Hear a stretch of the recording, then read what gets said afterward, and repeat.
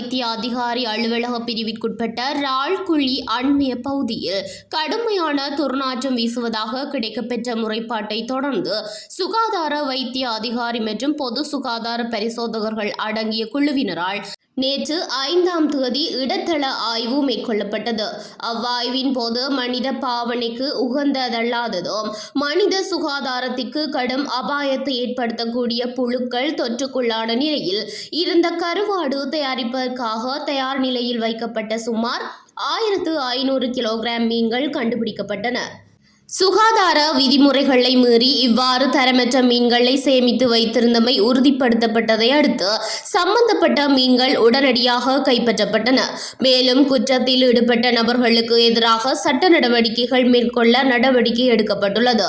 கைப்பற்றப்பட்ட மீன்கள் பொது சுகாதாரத்திற்கு ஏற்படும் அபாயத்தை கருத்தில் கொண்டு அவற்றை உடனடியாக அழிப்பதற்கான நடவடிக்கைகளும் மேற்கொள்ளப்பட்டன. மனித பாவனைக்கான உணவுப் பொருட்களை வாங்கும் போது அதன் தரம், சுகாதார நிலை மற்றும் சேமிப்பு முறைகள் தொடர்பில் கூடுதல் கவனம் செலுத்துமாறு பொதுமக்களுக்கு சுகாதார அதிகாரிகள் அறிவுறுத்தியுள்ளனர்.